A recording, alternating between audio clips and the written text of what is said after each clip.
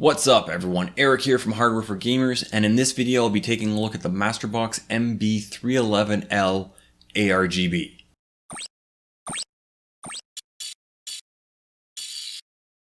Now before I start the overview, if you like what I'm doing here, can you please hit that subscribe button? It helps out the channel a lot. The 311 is a Micro ATX case that should run you around $60 US. The dimensions of the 311L are 41 centimeters high by 22 centimeters wide by 43.5 centimeters deep, and when I weighed it weighed 5.35 kilos. The 311L does come with a small bag that has the screws and fittings in it. There is also some zip ties in there. Cooler Master also provided a folded sheet of paper that seems to be the user guide and or manual. Now I'm not sure if this is a region thing, but mine came with an RGB controller, which is nice because if your motherboard doesn't actually have a 5-volt ARGB header, you can still use the ARGB fans. And if your motherboard does have a 5-volt ARGB header, you could use the ARGB controller to actually have two separate RGB zones. But I have seen some reviews that haven't had the ARGB controller, so if it is something you want, double check the listing before you buy it. Now onto the front panel. It is plastic, but it does have a fine metal mesh as an insert to potentially increase case airflow. The sides of the front panel are beveled and have a plastic honeycomb design that has a fine mesh in behind it. The front panel can be easily removed by pulling the bottom of the front panel away from the chassis. The front I/O is not attached to the front panel. It is attached to the chassis, so you don't need to worry about damaging any of the cables. Now taking a closer look at the front panel, we see there is no added dust filter behind the metal mesh, so the front panel is relying on the fine metal mesh as its dust filter. Now popping the front panel back on so we can properly take a look at the front I/O, there are two USB 3.0 ports, the power button, there are separate ports for the audio out and microphone, and finally the reset button. Now to the top of the case, there is a 280mm magnetic dust filter, and quickly moving to the rear of the case, we see the rear I/O panel and tooling for one 120mm exhaust fan that can be adjusted to suit different cooling configurations. There are also 4 expansion slots, all of which have breakaway or break off covers, and finally the power supply location. For the bottom of the case, there are 4 plastic feet that do have rubber pads to help stop the case from sliding around. The feet allow for 11mm of ventilation. There is also a removable dust filter for the power supply, but it can only be accessed by lifting or tilting the case. Now moving on to the right side panel, it is steel, and to remove the right side panel you need to undo the 2 captive thumb screws at the back of the case and slide the panel back and lift it away. The right side panel feels a little flimsy, even though it does have some fairly large guide rails. And for the left side panel, it is tempered glass, and it is held in by 4 thumb screws. To remove the glass panel, undo the 4 captive thumb screws and tilt the panel back and lift it away. The lower metal panel that covers the basement is riveted in, so you can only access the basement from the right side of the case. Now looking at the inside of the case, as I just said, there is a basement. The top of the shroud has tooling for 2 2.5-inch drives, and also has 2 good sized cutouts for running cables. The shroud also has a 7cm cutout for a radiator at the front. Now this is enough room to allow for a push-pull configuration. The 311L supports Mini ITX and Micro ATX motherboards. The motherboard tray has 5 large cutouts, 4 of which are for running cables. The maximum GPU length is 345mm, but this will be cut down if you go with a front-mounted radiator. The max CPU cooler height is 165mm. Now turning the case around to take a look at the backside of the motherboard tray, we see tooling for 2 more 2.5-inch drives. Cooler Master has also provided 4 sets of cable tie-offs, 3 vertical and 1 horizontal, and there is 22mm given for cables on the backside of the case. In the basement, there is a 2-bay drive cage for 3.5-inch drives. This drive cage can be moved or removed with 1 screw. With the cage at its backmost position, there is only 140mm for the power supply and cables. And with the drive cage at its frontmost position, there is 220mm for the power supply and cables. Now if you remove the drive cage completely, there is 355mm for the power supply and cables, so that should give you plenty of room. Now the Cooler Master MasterBox MB311L ARGB. Like seriously, who names these things? Seriously. Now it comes with two 120mm ARGB fans pre-installed. Both of these are set as front intakes. There is also an ARGB and fan splitter that have been pre-installed. Now the 311L can support up to 6 120mm fans. Now that's 3 fans at the front, 2 fans along the top, and 1 fan at the rear. Now if you prefer to have 140mm fans, then you can have up to 4 140mm fans and 1 120mm fan.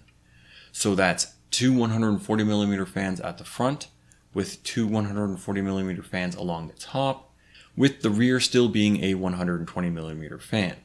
Now for radiator support, you can have up to a 280mm radiator at the front, or a 240mm along the top, and or a 120mm at the rear. Now I do think some 180mm radiators will fit along the top, but it's not technically supported. And that's it for the overview, so I guess it's time to actually start building the test system and do some actual testing. Yes, testing.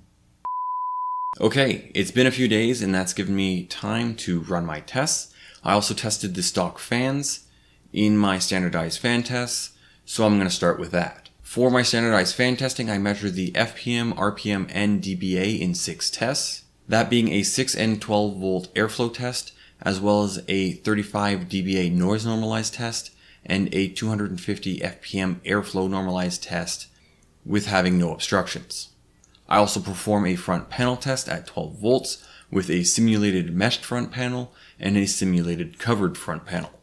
So taking a closer look at this Cooler Master fan, the model is 1170-GP. It has a rated RPM of 1200. It is a 9-fin design. It has a rifle bearing and has ARGB LEDs and has a 3-pin fan header. At 6 volts, it pushed 92 FPM with an RPM of 685 and had a noise level of 32.4 dBA.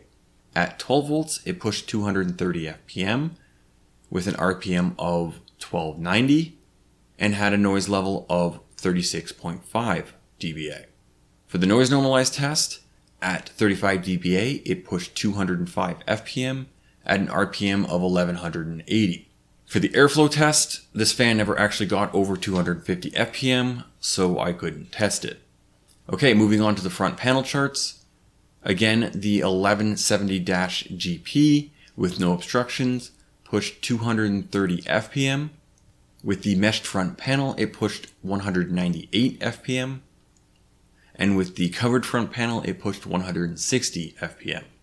So the stock fan for the MB311L doesn't suck, but it's also not great. But these fans should work well enough to be a front intake to a meshed panel, which is exactly what it is. Now before I get to the case temperature charts, if you do have any questions about my case testing method, check out the card above, and that should answer most of your questions. In its stock configuration, the MB311L cooled the CPU well enough, and what I mean by that is the CPU wasn't throttling, but based off these results, you should add at least 1 exhaust fan, if not 2. Now when compared to other cases I've tested, the MB311L in its stock configuration was in between the NR400 and the Focus G. Then in the fan normalized test, the MB311L essentially tied the Focus G for having the best CPU temperatures so far. Now for the GPU tests, in its stock configuration, the GPU didn't thermally throttle, but it got really damn close.